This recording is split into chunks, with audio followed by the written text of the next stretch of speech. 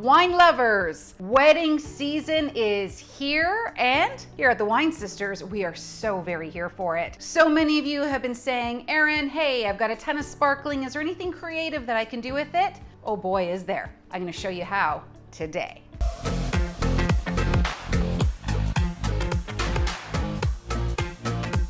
Hi everyone, Erin from the Wine Sisters here. This is the channel where we show you how to eat, drink, and entertain like a pro. Well, we are in the throes of muggy, sweaty, sticky summer, and that means it's also wedding season. Nothing I'd rather do on a 100-degree humidity day than put on a great big meringue of a wedding dress and say I do to the one I love.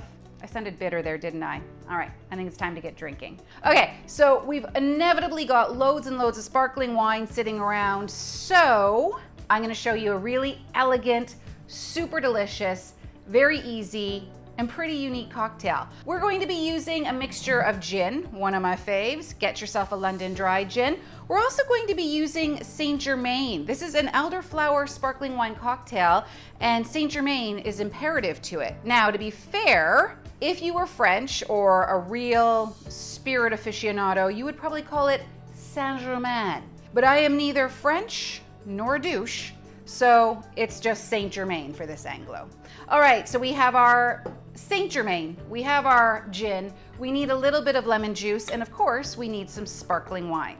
I love these little baby bottles. I think they're so adorable. I think they're perfect for a party, and they are mercifully coming out more and more and more. Are you seeing smaller bottles of these cute examples? I love these for solo sipping, and they decorate a bar so beautifully. Back to the task at hand. I've got my flute.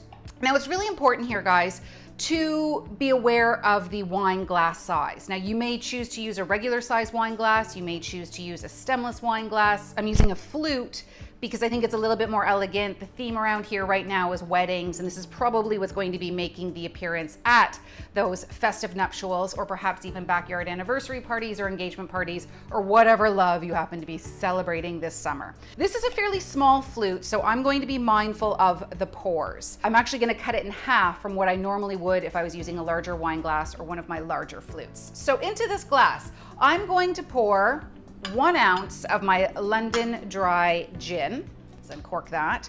So 1 solid ounce. We're big girls here, we know what we're doing.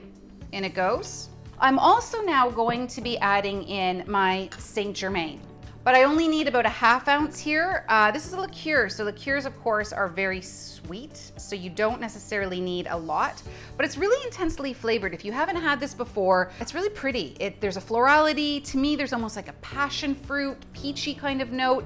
It's really a gorgeous little liqueur. And by the way, I like to buy these little bottles of liqueurs because I don't necessarily use them all the time. For spirits and liqueurs that are in shorter rotation on my bar, I buy the smaller bottles so they don't get stale. That works for me. Obviously, you will tinker to whatever your preferences are. And then we're also going to do an equal amount of freshly squeezed lemon juice. Now, once again, you know how I feel about freshly squeezed versus the bottled stuff. Always go for freshly squeezed. It takes you 5 seconds. So in it goes. So right now we've got 1 half and half. Just give that a little stir. And then we're going to gently top it up with a little bit of our bubbly. Look how pretty that is already. Now, what I've done earlier is I took off a little strip of our lemon peel. I'm gonna try and line the glass with it because I think that can look really festive. So let's see if we can make this work. Hopefully we can. I think by George, I think we've done it. So this is your elderflower sparkling wine cocktail. Brilliant for weddings, gorgeous for backyard garden parties, festive for anniversaries, hell, just fantastic for a happy hour. If you'd like more ideas, you can learn how we do our happy hour here. You can also see a fantastic recipe for making a sparkling sangria by the pitcher, perfect for a crowd, here. And we will see you next week, guys, as wedding season continues with the Wine Sisters here on the Wine Sisters YouTube channel. I'm your host, the founding sommelier of the Wine Sisters, Erin Henderson, and I really hope you enjoyed it. Leave us a comment, give us a like, click that bell, and be alerted to every time we send out a new video, which is weekly. I'll talk to you soon. Santé.